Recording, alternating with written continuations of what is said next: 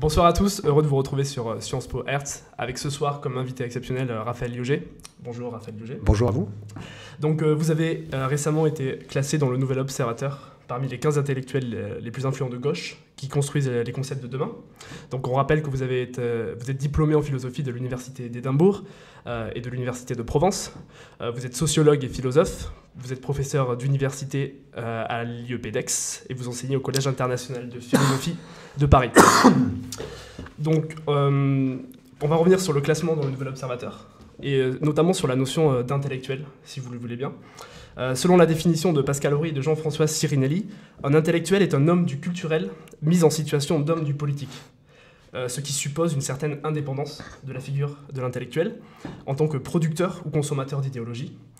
Pourtant, aujourd'hui, on observe une certaine connivence entre la sphère politique et la sphère des idées. Donc, peut-on dire que l'intellectuel se trouve au service du politique, dans le sens donc, où il conforterait la pensée politique sans ériger donc, leurs idéaux comme principe supérieur? Moi, je crois surtout qu'aujourd'hui, le monde politique absorbe les idées. C'est-à-dire qu'il n'y a pas de connivence pour moi entre le monde politique et le monde des idées, parce qu'il y a, pour la bonne raison qu'il y a de moins en moins d'idées. C'est-à-dire qu'il n'y a plus d'idées, donc il n'y a pas de connivence entre quelque chose qui n'existe plus. Enfin, je ne veux pas dire que ça n'existe plus, mais on vit dans une société, moi que j'appelle une société beaucoup plus d'opiniologie que d'idéologie. La différence entre l'idéologie, que j'essaye de faire entre l'idéologie et l'opiniologie, c'est que l'idéologie, elle est suffisamment stable, suffisamment cristallisée en quelque sorte. Alors elle peut être horrifique, elle peut être horrible. Hein. Le nazisme, c'est de l'idéologie, mais c'est une certaine stabilité, même si c'est une stabilité horrible. Alors que l'opiniologie, c'est on peut tout dire, tout et n'importe quoi, donner un sentiment de cohérence. Et, de toute façon, puisque les médias fonctionnent avec une très très grande rapidité, une très grande fluidité.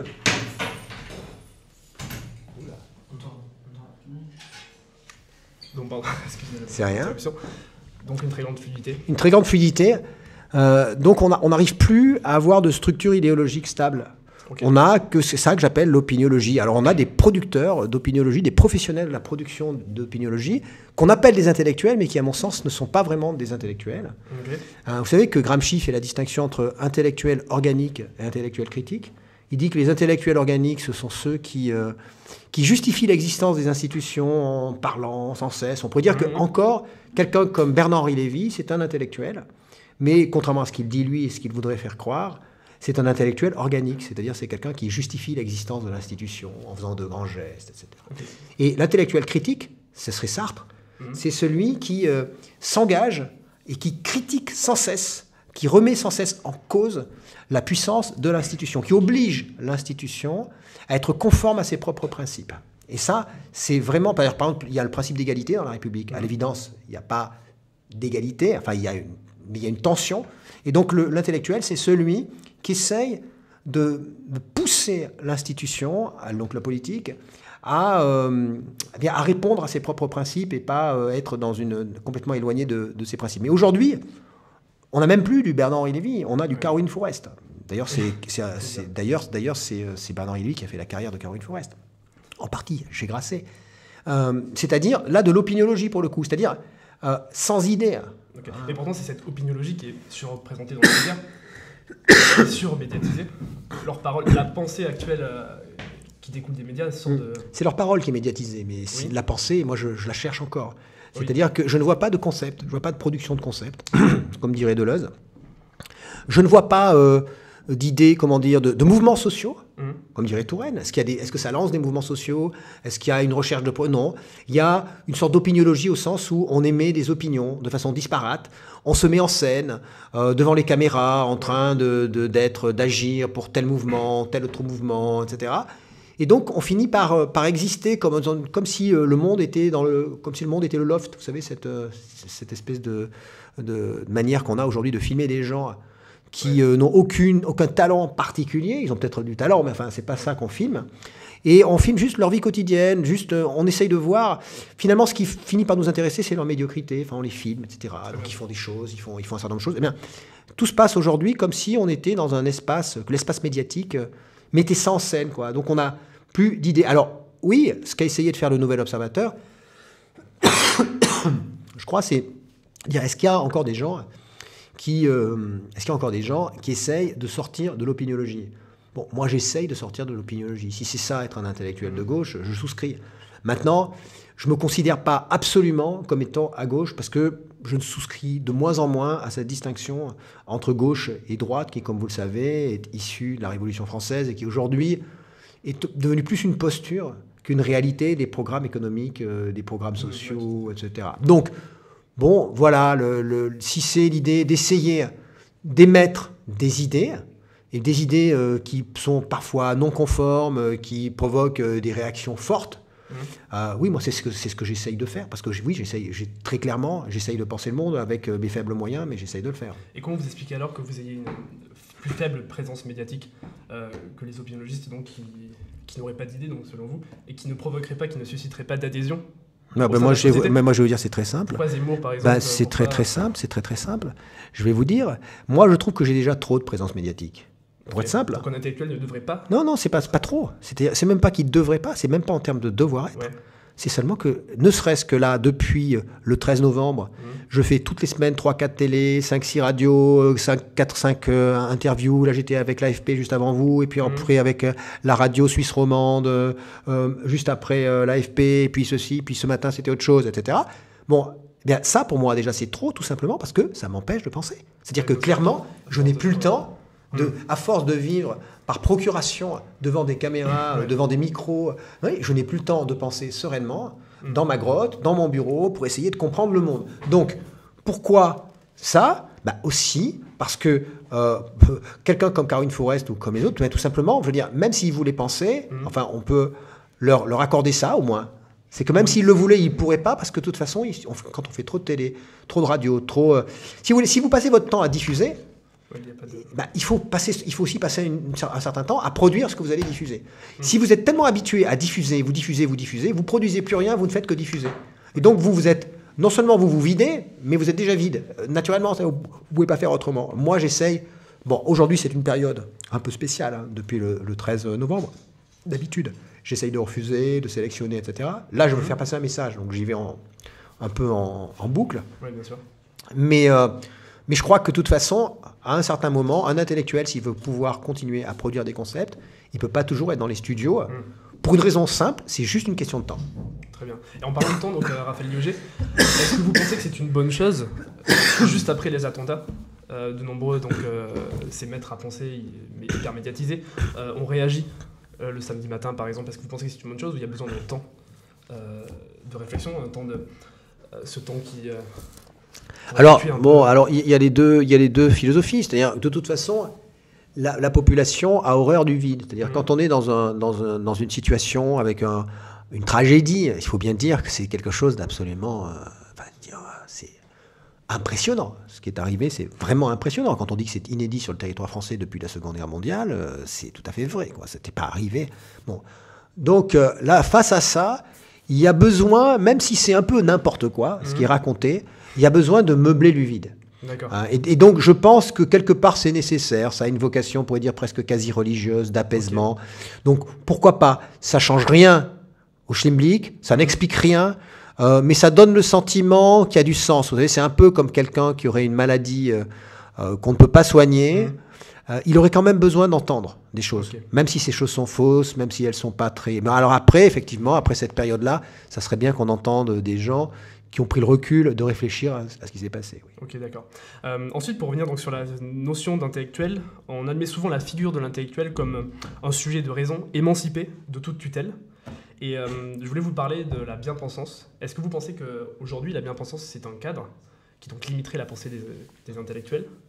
Et aussi, vous parlez c'est un article du Monde qui a évoqué un changement notamment la bien-pensance qui était vue du point de vue de l'humanisme, du point de vue des droits de l'homme, et qui s'est aujourd'hui changée, et qui est plus conservatrice, une pensée plus conservatrice, notamment avec la parole d'Alain Finkielkraut, par exemple, ou d'autres. Est-ce que vous pensez qu'il y a ce changement de bien-pensance qui reflèterait en fait la société actuelle? Le risque de bien-pensance, c'est-à-dire le risque de moralisation du discours, quand on dit le bien, c'est le rapport à la morale, philosophiquement, c'est un risque qui est toujours présent, c'est les préjugés. C'est le risque des préjugés. Quand je suis né dans une famille, si je suis né dans une famille où on estime qu'il est bon de se comporter de telle ou telle manière, je vais avoir tendance à croire ça Et ensuite, dans mes écrits, à juger les gens par rapport à ça, à faire un jugement de valeur, ce qu'on appelle un jugement de valeur.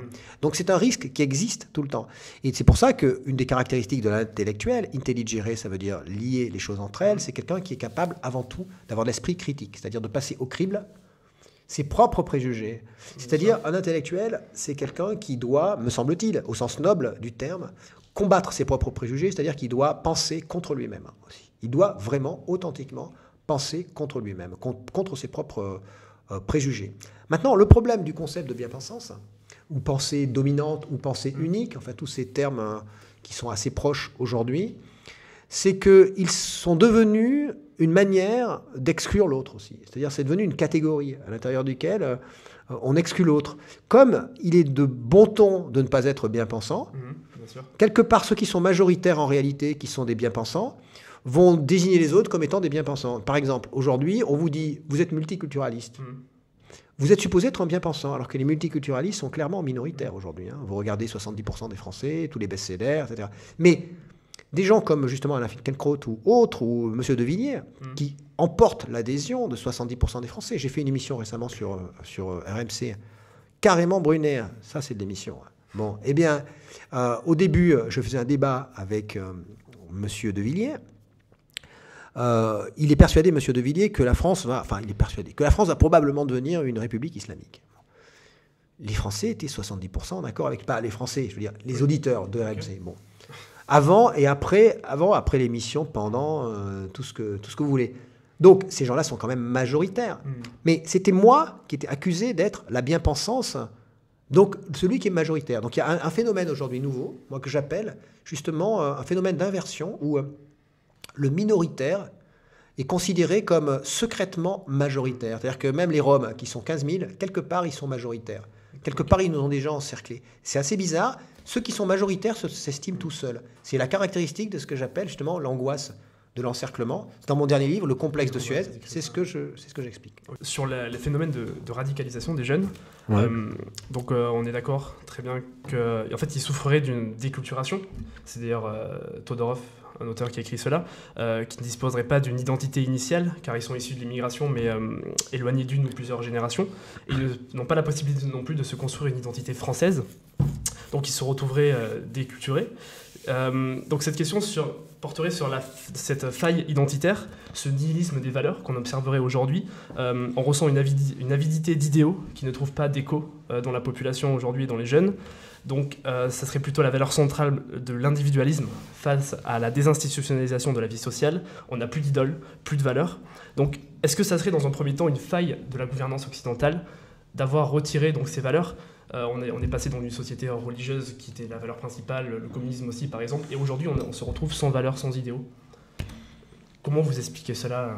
Est-ce que ça serait la cause? C'est un peu simple, je trouve. C'est-à-dire que cette idée qui est l'idée de base de la sécularisation, selon laquelle il y aurait une sorte de rouleau compresseur de la rationalité, qui aurait progressivement écrasé toutes les croyances, les superstitions, les religions, et au passage des idéaux, moi je crois plutôt qu'on est dans une situation très complexe qu'on n'avait pas réalisée et où la rationalité, elle n'a pas éliminé les autres croyances, elle s'est seulement superposée à elles et les autres croyances ont persisté.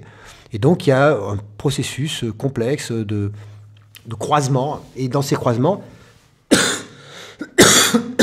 excusez-moi, dans ces croisements, parfois ça provoque des heurts, ça provoque des débats, des ébats, des explosions, des implosions. Alors, la perte des valeurs, oui, la perte des valeurs, mais en même temps, il y a d'autres valeurs qui se sont développées. Par exemple, la globalisation, elle charrie ses valeurs aussi. C'est-à-dire que nous, on a tendance à assimiler les valeurs à tout ce qui se passe dans l'État-nation. Mais aujourd'hui, les grandes valeurs, c'est les valeurs d'écologie, de l'écosystème global, toute une série de choses qui ne sont pas compatibles avec la persistance de frontières. Donc, il y a d'autres valeurs qui sont en train de se construire, d'autres valeurs qui sont en train même de s'enraciner et qui sont parfois pas perçues parce que pour le coup, on est peut-être trop attaché à ce qui existait sur le sol national. Si on ne s'identifie pas à des valeurs, c'est que ce ne sont pas des valeurs, c'est qu'elles ne fonctionnent pas. C'est-à-dire que ce sont des fausses valeurs. C'est la différence moi, que je fais entre sol mythique et fiction. Un sol mythique, c'est quelque chose qui est plausible, qui est vrai, qui est incorporé, sur lequel nous marchons et à travers lequel nous racontons notre vie, qui donne un sens à notre existence. Et nous avons tous besoin d'une sorte de mythologie personnelle pour ça, et une mythologie partagée par une partie de la population. Le problème, c'est quand la mythologie, ce mythe, dégénère en fiction, c'est-à-dire n'est pas vraiment cru, qu'on fait semblant, on fait comme si. Ce que j'appelle parfois le conditionnel infantile. On dirait que tu es agent secret, on dirait que toi, tu es espion, mais les enfants qui jouent à ces jeux, ils savent très bien que ce n'est pas vrai. D'ailleurs, ils jouent au sens où ils se font illusion. Jouer, le jeu, en latin, ça se dit illusio. La question, c'est, est-ce qu'on arrive à maintenir un mythe stable? Aujourd'hui, on a une superposition d'une multitude de mythes dans la globalisation, avec ce que j'appelle aussi des espaces déterritorialisés de désir. Par exemple, il y a des gens qui s'intéressent aux mangas, qui vivent à l'intérieur des mangas. C'est plus attaché à un territoire particulier, mais ils vivent et ils donnent du sens à travers ça. Et le religieux a tendance à s'acclimater à ces nouveaux espaces déterritorialisés de désir. Mais qui dit espace déterritorialisé de désir, qui dit désir, dit aussi frustration potentielle. D'où un nouveau marché de la terreur qui fonctionne par rapport à ces frustrations. D'où Daesh. D'où de nouvelles configurations à l'échelle planétaire qui font qu'à la fois on est dans la coexistence, puis à la fois on est dans la violence. Ce sera l'objet de mon prochain livre qui sera en janvier ou février. Très bien. En fait, ce mythe, on le tourne contre l'autre. C'est un peu ça? Non, c'est-à-dire que c'est pas la question de tourner contre qui que ce soit, c'est qu'à un moment donné, on a un mythe que l'on vit qui s'effrite. Okay. Il dégénère en fiction, c'est-à-dire qu'on n'y croit pas vraiment. Et donc, quand il dégénère en fiction, on s'excite, on s'énerve et on est violent. Les nationalistes, est-ce qu'ils croient vraiment à la nation? Je crois pas. C'est devenu une fiction pour eux à laquelle ils tiennent comme on est fétichiste, si vous voulez. Okay. C'est une sorte de le nationalisme, c'est devenu du fétichisme, puisque c'est ce que je disais d'ailleurs. J'ai été invité par l'Action française la semaine dernière et j'ai accepté d'y être. Donc j'y étais et je leur disais, vous êtes malheureusement, contrairement à ce que vous croyez, le témoignage direct de la globalisation par votre nationalisme, parce que vous réagissez et vous faites un culte de la nation, justement parce que ça manifeste le fait qu'on ne peut pas revenir en arrière. Vous réagissez à un processus global et votre réaction, elle est le fait même du processus global. Ok, très bien. Et tout à l'heure, vous m'avez dit que vous aviez multiplié les interviews après les attentats pour faire passer un message. Oui. Donc si vous avez accepté ces nombreuses interviews, quel est le message que vous voulez faire passer à travers cette... Ne pas du tout excuser les terroristes, comme essayent de prétendre, comme Manuel Valls essaye de dire, faire croire ce que je veux dire, pas du tout excuser les terroristes, mais de dire qu'il y a deux phénomènes. D'un côté, il y a un fondamentalisme depuis le début des années 2000 qui est essentiellement axé sur les questions de mœurs, qui est peut-être un problème qu'on appellerait aujourd'hui sociétal. C'est vrai que le fait de ne pas écouter de la musique ou de remettre en cause un certain nombre de choses, l'égalité homme-femme, la sexualité, la liberté sexuelle, autant de valeurs que je partage. Donc ça pose un problème, et un problème sociétal, mais qui n'est pas un problème de sécurité publique. Et à côté de ça, on a un nouveau djihadisme qui, lui, passe directement dans le désir du djihad, sans passer par la case islam, et qui ensuite prend une posture de fondamentalisme, parce que c'est une sorte d'entraînement au djihad. Il faut qu'il ait l'air de... Et du coup, comme le gouvernement ne fait qu'observer les mosquées, les imams fondamentalistes, c'est la facilité, c'est ce qui se voit le plus, eh bien, il ne voit pas l'autre phénomène. Donc je pense que c'est irresponsable du point de vue politique et du point de vue de la sécurité des Français. C'est tout. Okay. Pour moi, ce n'est pas une question. Je pense seulement que quand on veut avoir une bonne thérapie, il faut donc faire un bon diagnostic. Si vous ne faites pas un bon diagnostic, vous appliquez des médecines, des médications qui non seulement ne servent à rien, mais sont contre-productives. Là, en l'occurrence, dire on va renvoyer des imams, on va enlever la nationalité de gens qui ont la binationalité, alors qu'ils sont nés en France, ce qui est contraire aux droits de l'homme, on va faire des exceptions terribles, eh bien on met en scène la guerre des identités, musulmans contre république, etc. Non seulement c'est faux, non seulement ça ne permet pas de repérer là où sont vraiment les djihadistes, mais en plus, cette mise en scène, elle fait le jeu, elle nourrit Daesh. Puisque ce que veut Daesh, pour pouvoir embrigader des gens, c'est que justement, il y ait un sentiment de fragilité de la part des musulmans. Mais ce serait donc un problème social, sociétal? Alors, c'est pas une question de... pas de rapport du tout. C'est que, d'un côté, je vous dis, il y a un problème. Le néo-fondamentalisme, c'est quand même un problème, sociétalement. Donc moi, je suis pas là pour dire que c'est bien, mais que c'est pas un problème de sécurité. Ensuite, dans le problème de sécurité, c'est un problème qui relève effectivement d'un certain rapport à la société, d'individus qui, au passage, ils ont un point commun. Je ne comprends pas que ça fasse pas réfléchir juste un minimum. Et c'est pas... Dire ça, c'est juste une vérité, point final. C'est qu'il n'y a aucun des individus, pas un seul, c'est ça qui est quand même incroyable, pas un seul de ces individus, de Mohamed Merah, en passant par le janvier 2015 jusqu'au 13 novembre, pas un seul de ces djihadistes-là n'est passé par une formation approfondie en théologie avant le djihadisme, Pas un seul n'est passé par une intensification progressive de la pratique religieuse. Pas un seul. Donc on devrait quand même s'interroger. Donc on va chercher ceux qui pratiquent le plus, alors que c'est faux. Par exemple, nous, quand on fait des enquêtes sociologiques, on se rend compte qu'ils ne s'habillent pas de la même manière que les fondamentalistes. Ils se mettent plutôt un habit kaki, ce que j'appelais moi le style néo-afghan, qui ne ressemble pas du tout au style du fondamentaliste qui veut ressembler à un bédouin de l'époque du prophète. Sauf que nous, comme on est dans le complexe de Suez, l'idée qu'on est encerclé, attaqué dans notre identité, dès qu'on voit une fille qui met un voile, on a connu ça à l'IEP, dès qu'on voit quelqu'un qui met une barbe, on dit « Ah, c'est un problème de sécurité nationale, ça nous arrange bien. » Puis ça donne, comme il y a 70% des Français qui le pensent, et comme on a des hommes politiques absolument irresponsables, ils ne pensent qu'à caresser dans le sens du poil, en prétendant être pour la sécurité, en faisant les grands tribuns. En réalité, c'est des gens qui sont fondamentalement mous, des vrais girouettes, et qui ne pensent qu'à l'élection, et qui disent de façon vraiment irresponsable que c'est les musulmans, c'est ceci, c'est cela, c'est les fondamentalistes, seulement parce que c'est facile, alors que c'est ce qu'on avait déjà fait, surveiller les mosquées, faire tout cela depuis janvier. Aujourd'hui, on nous dit, ça n'a pas fonctionné à l'évidence. Ah oui, ça n'a pas fonctionné. Ça saurait si ça avait fonctionné. Hein. Et on nous dit, ce qu'on va faire, c'est qu'on va faire pareil, mais plus fort. Alors que moi, ce que je prétends, c'est que c'est pas qu'il faut faire pareil, mais plus fort. Peut-être qu'il faut surveiller les mosquées, parce qu'effectivement, les fondamentalistes, après, plutôt les djihadistes, ils passent par les mosquées, mais ils ne font que passer. Justement, ils ont un rapport différent de ceux qui sont vraiment fondamentalistes. Dans une interview que vous avez donnée sur RTL, que vous décrivez l'Observatoire national des identités. Donc, est-ce que vous pouvez nous en parler Est-ce que pour vous, ce serait une réponse possible? Oui, je pense qu'il y a une réforme du renseignement en France à faire.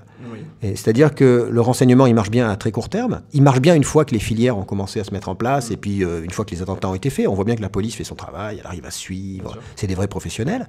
Mais par contre, pour essayer, pour se renseigner, pour écouter tout, la toile est devenant tellement complexe, les gens construisent leur identité aujourd'hui, il y a des frustrations un peu partout qui s'expriment, c'est très compliqué, c'est la globalisation, c'est Facebook, tout ça, ça ne peut être compris que sur le long terme et que s'il y a des équipes de gens avec des sociologues, des psychologues, des anthropologues, des politistes, des islamologues, des spécialistes du religion en général, des spécialistes d'infocom, tout ça, et des gens qui vont expliquer là où il faut chercher, là où il faut voir où ça peut être dangereux, ça peut ne pas être dangereux, parce que sinon on écoute tout. Oui. Et c'est ce qu'ont compris les Américains depuis après 2001, d'ailleurs, qui utilisent maintenant les sciences sociales, contrairement à nous. Et du coup, c'est comme si on n'écoutait rien, et comme si on ne voyait rien. D'ailleurs, même en Israël, ils font comme ça aujourd'hui. Donc, l'Observatoire national des identités, ça ne serait pas du tout quelque chose d'angélique. Ça serait une manière de mettre des enquêtes, qui existent déjà, en grande partie, de les centraliser et de essayer de voir où ça se passe, dans quels terrains sociaux, comment ça se passe, comment est-ce qu'on pourrait améliorer les politiques publiques, au lieu de fonctionner sur la fiction, là, pour le coup, même pas un mythe, la fiction d'une laïcité qui serait unique, qu'on enseignerait à des enfants chez qui c'est pas audible, ou des formations qui sont bizarres pour être un bon musulman, un bon imam, un bon ceci, qui sont prises comme étant condescendantes, qui n'intéressent pas les imams qui ont un impact sur les jeunes, alors que là, on aurait des vraies informations, on pourrait agir vraiment. Peut-être qu'on n'aurait pas pu empêcher ce qui s'est passé, parce qu'il faut être modeste, mais en tout cas, on se serait donné les moyens de comprendre. Mais après avoir observé, que faire en fait? Comment agir sur ces individus? C'est donc une paire de repères. Certains sociologues parlent donc de failles identitaires. Comment vous allez parvenir à proposer une solution pour combler justement ces... C'est simple, je ne le dis pas a priori. Moi, je fonctionne par rapport à l'empirique, par rapport aux recherches. Donc, je sais un certain nombre de choses aujourd'hui. Je vous dis par exemple, ne serait-ce que cette information selon laquelle ceux qui sont djihadistes ne sont pas ceux qui s'habillent en blanc et qui veulent ressembler à des bédouins de l'époque du prophète. Mais ça, même ça, les renseignements généraux ne le savent pas parce que c'est sociologique. Et donc, par contre, ils se mettent en habit plus avec un look qui plus treillis, kaki, plus sombre, plus etc. Eh bien, ça, déjà, c'est pas perçu comme si ça n'existait pas. Alors maintenant, comment agir en amont?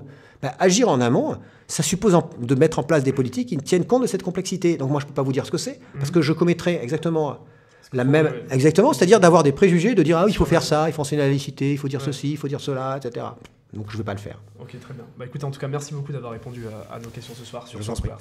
Je vous en prie, merci.